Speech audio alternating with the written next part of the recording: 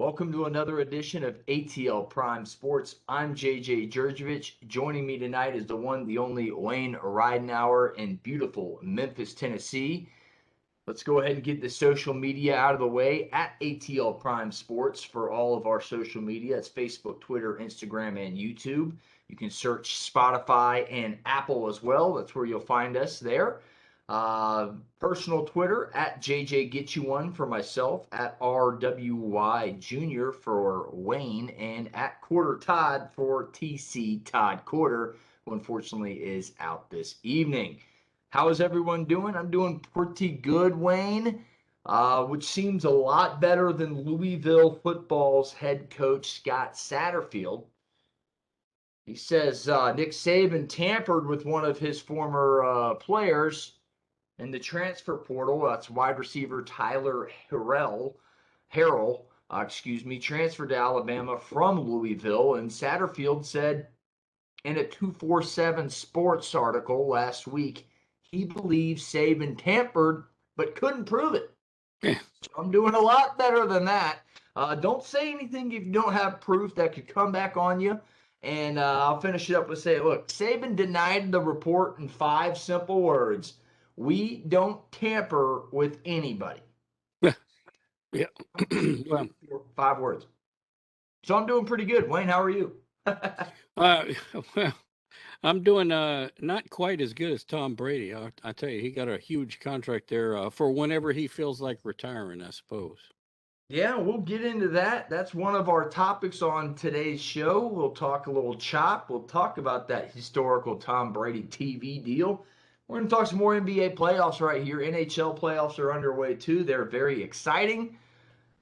We won't get to that tonight. Let's start it off with the NFL and the 10-year, $375 million contract for Tom Brady. It's a lot of money. And that's the reported value of that contract. That's not guaranteed yet. That's reported by New York Post. That's the deal that he has set in stone when he retires to go to Fox Sports and be an analyst. Does this signify this is his last NFL season? I'll tee this guy off, and I'll go to you, Wayne. I think it does. I mean, I really do think it does signify that this is the end of the road for Tom Brady. And I'll tell you why. He said a few years ago, remember, folks, he said he was going to play till he was 45. And he was probably 39 or 40 at the time when we were like, no, he's not.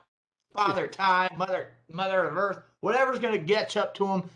Age will get to him. He won't play till he's 45. Well, he's here. He said he's played for 45 a couple years ago.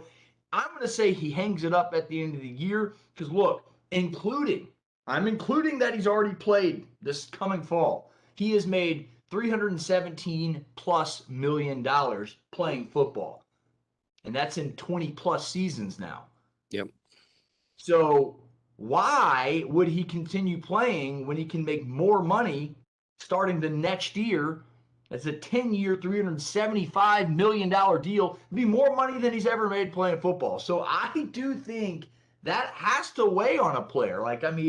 This is the way out. This is it. You're still in the game. Tony Romo's done it. Drew Brees has done it. Let's bring the other quarterback in, the greatest of all time, Tom Brady, to do it. That's what Fox Sports says. They lost Troy Aikman. They lost Joe Buck. They needed a big name, and they got it. And I think he'll hang it up at the end of the year. Look, it's, again, he said he was playing till 45. I got to believe him now. Wayne, what say you, man?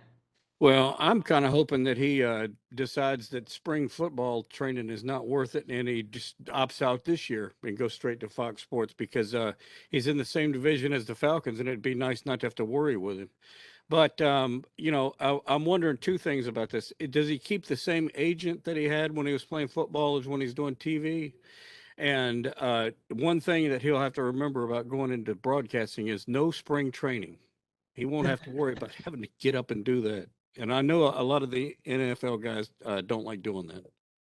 Yeah, especially when you're older and you're a veteran and you've done it for a while. It's not what a lot of guys look forward to. I remember that was one of Brett Favre's key issues at the end of his career. He didn't want to do the summer workouts and the mini camp stuff. So my final thought on this: Brady would be calling games alongside Kevin Burkhardt, and he would also lurk. He would also work as a ambassador for Fox Sports. Um, so I do. I'll reiterate. I think this is Tom Brady's last season in the NFL. I think he flirted with retirement, said, you know what, I got one more in me. I said I was going to play to 45, and that's what he's doing. Other NFL news, the NFL schedule has been set. It will release in full Thursday. The Falcons have 9 home games this season to make up for the London game last year. Bears, Chargers, Saints, Bucks, Panthers, Steelers, Browns, 49ers, and the Cardinals. That's your home slate. Pretty exciting home slate. You get Kyler Murray in there, Deshaun Watson, Mitch Trubisky with the Steelers, or maybe it's Kenny Pickett. You got the Panthers, obviously, Tom Brady, the Saints, and Jameis Winston, or Taysom Hill, whoever they decide to go with. Chargers, young Justin Herbert coming in, and the Bears with Justin Fields. So really exciting home schedule if you're a Falcons fan. Yeah. The 7 away games. The Commanders, which looks really weird on my notes here. Washington Commanders. Ravens, Bengals, Rams, the world champs. Saints, Bucks, and Panthers are the obvious ones. They're in the division. So pretty cool home and away schedule for the Atlanta Falcons. Wayne, any thoughts on the Atlanta Falcons schedule? What one of those games stands out to you the most as a Falcons fan? Cleveland, for some reason. I'm anxious to see what Cleveland's going to do. And has the Washington football team, Commanders or whatever they're called, have they got a new logo yet, or are they still working with that They're same old? sticking with that W, the same thing pretty much. They're trying to keep even fold there. I'll have to say Cleveland is probably a game I'm looking forward to the most too, because one, where is Cleveland being scheduled on the Yeah, schedule? Is it early in the year without Deshaun Watson, or is it late in the year with Deshaun Watson? I think yeah, that'll make a difference in attendance. Deshaun Watson being a Georgia boy from Gainesville, and then right. obviously the controversy. They still have Baker Mayfield. Will Yeah, he be partially the starter in the NFL? And what if I'm just throwing this out here? This holds no water. What if during the suspension Baker Mayfield goes unbeaten? yeah. Nobody's thought about that. No, What if and he plays he's lights out and he's people are good. like, well, man, what do we He, do here? How he's fun would good. it be, Wayne? Yeah, he's good enough to absolutely do that, and that may be part of what's up his sleeve. And if he does that, more power to him. And I hope he gets out of Cleveland. Yeah, who knows? But it's interesting schedule for the Atlanta Falcons this year. It'll be all set in full and released Thursday via the NFL. That wraps up our NFL segment. Any final thoughts on that, Wayne? Tom Brady, Atlanta Falcons, anything? No, I'm just ready for the season to start. I guess I don't really pay much Yeah, attention to preseason, so I always wait for the first real game. it's just talking season right now. Let's go into the Atlanta Braves in Major League Baseball. Going into Tuesday, the Braves sit 6 games back of the New York Mets in the NL East. Let's talk some Atlanta Braves baseball. Look, the emergence of Kyle Wright is key. It's absolutely huge. Sure, he had a bad outing Tuesday against the Red Sox, gave up 6 earned runs. But look, going into that game, he had a 1.74, 1.73 ish, somewhere in that by my calculations, ERA. He was 3-0 at Truist Park, and he had a major league best ERA at home at 0.47. So this was a hiccup, folks. That's all it was. Again, he did lead the game Tuesday after 4 2/3 innings, giving up 6 runs. They were all in the second inning. 4-run dinger, grand slam, whatever you want to call it. That didn't help. Single, walk didn't help. Two cheapy runs that way, and then the grand slam again. 6 runs in the second inning that brought that ERA to 3.03 at the end of the night. So a huge jump. That's what one early season bad outing can do to an ERA. But I like what I saw. I did, and this is why I talk about the emergence of Kyle Wright. I think in years past, Kyle Wright may not have finished that inning giving up only 6 runs. He may have given up 7, 8, 9, a bigger crooked number. So I hang my hat on that, saying, that relaxes me as a Braves fan, because he got you to the 5th inning, and he got you back into the ball game where if the bats woke up a little bit, maybe they would have done a little bit better. But look, Kyle Wright even said so himself. He said, I tried to do a little too much, Wright said to AJC's John Riker. I fell back into the trap of something I've done in years past of trying to put up a 0 instead of just limiting the damage. That's so true.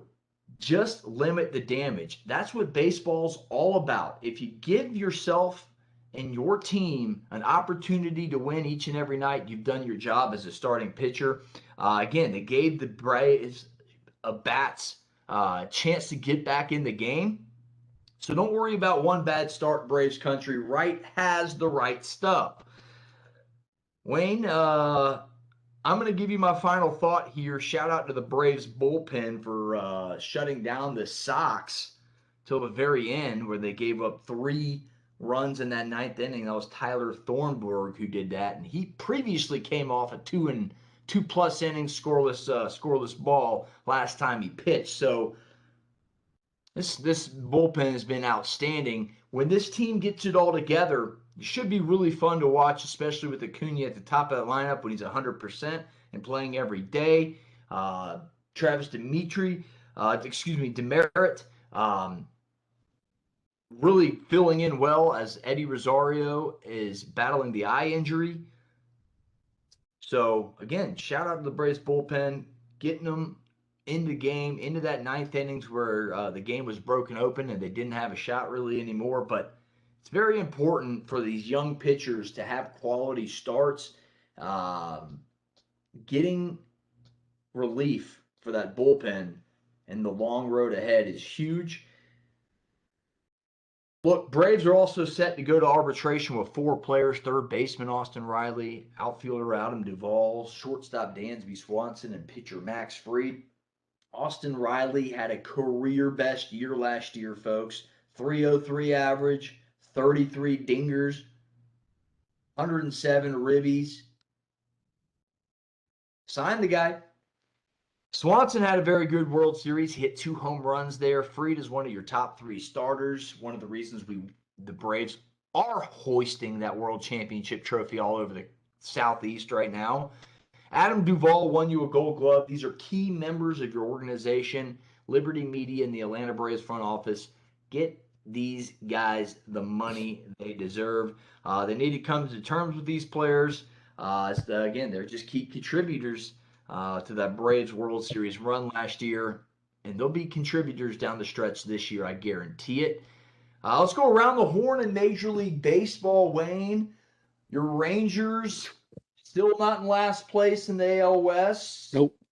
Give me your storyline for the Rangers and around the horn of Major League Baseball, buddy. Well, they play tonight, and continuing to win is a big deal. But they are still ahead of Oakland, and that's always a good thing for me. I wanted to kind of step back and talk about the Atlanta situation. The thing about the playing in Boston and losing that game is there's good, there's bad, and then there's ugly. Good thing it wasn't part of their league or anything. So to me, that's an acceptable loss if there is such a thing. The bad part is they lost to Boston, which is absolutely terrible. They're last in their division, and I guess the ugly part is that at any moment, Atlanta could be as high as second in their division or is all the way down there in 4th or 5th, just because everything's so tight. And what do you think about if things don't go through with Freed? What do you think the chances of Strider being pushed up to starter? That's a good possibility. He was a starter in his college days, and here he is now. He's throwing 100 miles an hour, doing a really good job out of the bullpen.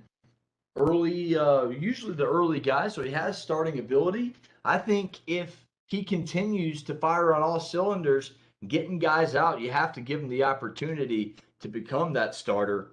Because That's his ERA is pretty close to starting with the number one. I think he's like at so 2.2 or something like that right now. it's pretty impressive when you throw a slider at that velocity and a Yeah, fastball that comes behind it. It just makes that slider that much more it's filthy. hard to when he's pitching, it's hard to tell a changeup from his fastball because everything's fast. Well, my storyline around the horn of Major League Baseball has got to be Christian Yelich, Milwaukee Brewers left fielder, hit for his third cycle of his career. That ties him with five other Major League Baseball players for most in MLB. Did it in a 14-11 loss to the Reds, which is actually the highest scoring game of the Major League Baseball season thus far. Ironically, all of his cycles has come against the Reds, so whatever that's worth. Christian Yelich, hats off to you, man. The cycle is one of the hardest things, if not the hardest thing to do in sports, and he's done it 3 times against the same team. The last person to hit for their third career cycle was Trey Turner as a member of the Washington Nationals. So that's my storyline. Wayne, any final thoughts on Major League Baseball this evening? A lot more season left to go. So if your team's not doing well now, don't worry about it. Atlanta Braves last year are proof of that. It is. Just keep sticking around. If you're within 6 to 8, 9 games, you can get hot. 6, 8 game winning streak gets you a long way in Major League Baseball. Let's switch over to the NBA playoffs. They're heating up. Let's talk about the conference semifinals. But before we get into that, let's take a moment and remember a Hall of Famer, one of the greats, center Bob Lanier, passed away at the age of 73 Tuesday. Lanier passed away after a short illness. He was a global ambassador for the NBA, an 8-time All-Star, again a Hall of Famer, played 14 seasons with the Pistons and the Bucks, was the number 1 overall pick in the 1970 draft. Also led St. Bonaventure to the Final Four, and after doing that was, again, the number 1 overall pick the next year in the draft. Unbelievable career. Rest in peace, Bob Lanier. Wayne, any thoughts on that real quick? Yeah, he played at a time in the NBA when the arenas weren't quite as nice as they are now. I think Detroit was one of the first teams to switch to the newer, more modern style arenas, but he had to play back, in the days when those arenas weren't all that great, in my opinion. No, he did. He had to battle a lot, and he is one of the all-time greats. Again, rest in peace. Prayers to the Lanier family in this time of passing. What an ambassador for the game of basketball. They don't make them like that anymore. Let's get into these playoffs in the Eastern Conference. The Heat lead the 76ers 3 games to 2. Forward Jimmy Butler led the Heat with 23 points, 9 rebounds, 6 assists in the Game 5 blowout. Absolute blowout win over the 76ers, 120-85. Ha! That's a lot of points there. Game 6 Thursday at Wells Fargo Center at 7 o'clock ESPN. 76ers are 2-point favorites. That is as of Wednesday afternoon. Over elsewhere in the East, Bucks Celtics are tied at 2 apiece. Game 4 storyline, center Al Horford turning back the clock to his Atlanta Hawks days, carrying his team with a 30-point, 8-rebound night. Boston won the game 116-108. Game 5 underway as we speak right now as we're doing this thing at TD Garden in Boston, Massachusetts. Boston was a 5.5 point favorite going into the game. Going elsewhere in the West, Suns lead the Mavericks 3-2. Phoenix won Game 5 in blowout fashion, 110-80. What's up with these blowouts all of a sudden? Yeah. They were led by shooting guard Devin Booker. Devin Booker had 28.7 rebounds, 2 assists in the game. Game 6 is Thursday night, 9:30 on ESPN at American Airlines Center in beautiful Dallas, Texas. Now, the Suns are 2-point favorites heading into that game, again, as of Wednesday afternoon. Warriors lead the Grizzlies, making me look good right now. Wayne, 3-1. No Ja Morant in a closeout game. Out possibly for the rest of the playoffs with a bone bruise to the knee. Oh, God, it's a huge loss. In the first 3 games, he was averaging 38 points, 7 assists, 6 rebounds. Unbelievable player. Bone bruise might do in the Grizzlies. That's the storyline of this series. Look, the Warriors in a Game 4 win. This was crazy to me. I had to double check this. Warriors missed their first 15 three-point attempts, Wayne. First 15. 0 for 15 to start the game. Down 12 points in the fourth quarter. They find a way to win the game. That's what good teams do. 101-98, they won the game. Curry had 32 points in the game. No Gary Payton on the injury. Man, what a great team the Warriors are. They're looking like the Western Conference champions that I picked them to be. I just think the top 3, the big 3, are too much. When Clay, when Steph, when Draymond, and with the help of these role players now, they really have it all. Coaching, Steve Kerr, Mike Brown's the assistant who just got the job in Sacramento. This is huge. This is a team that knows how to win in these situations, and they're doing just that. Hats off to the Warriors. It looks like they will move on to the conference finals. They'll place the winner of that Suns-Mavericks series again. The Golden State Warriors are 4-point favorites going into Game 5 Wednesday evening at 9:30 on TNT, and that's at FedEx Forum in your neck of the woods, Memphis, Tennessee. Wayne, what say you about the chances of a Ja Morant-less Grizzlies getting over the hump and becoming one of the handful of teams that's actually come back from a 3-1 series in the playoffs? Well, I got a one word for the outlook for the Grizzlies. Not so good. It's a shame. I don't know that anybody's going to be able to step up. And like you said, maybe the Golden State Super Smash Brothers will be able to take the West, but there's still hope for my Boston pick on the Eastern side, so that's good.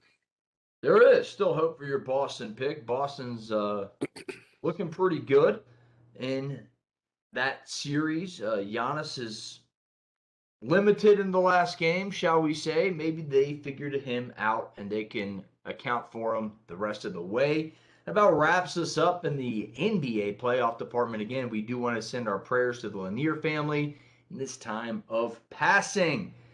As that wraps up the show this evening, remember NHL playoffs are underway. Stay tuned and look out for those. My closing thought for the show tonight, Tiger Woods. We know that guy. Phil Mickelson. We know that guy. 2 of the bigger names in golf set to play in the field of 156 at the 104th PGA Championship next weekend. Tournament will be played at the Southern Hills Championship Course in Tulsa, Oklahoma next weekend. Wayne, your final thought on the show this evening. Well, NASCAR had a little bit of a dust up this weekend in Darlington on the next to last lap, not the last lap. Joey Logano gave William Byron a nice bump and run to win the race. The next race is in Kansas, so we'll see if there's going to be more fireworks between Byron and Logano. Now, Kansas Raceway is out in the middle of nowhere. Oh, come on, If you're Kansas. a NASCAR fan. Driven right by it. Great Plains, Great Plains, Great Plains. Boom! NASCAR track. Pretty cool, actually. Beautiful track. Right in the center of the Great Plains. Well, that does wrap up the show, guys. Stay tuned to social media if you like the content at ATL Prime Sports. That's Facebook, Twitter, Instagram, YouTube, and Apple and Spotify. Give us a like, give us a subscribe, give us a review, answer that community question on Apple and Spotify podcasts, folks. For Wayne, I'm JJ. Thanks for listening. Get you one.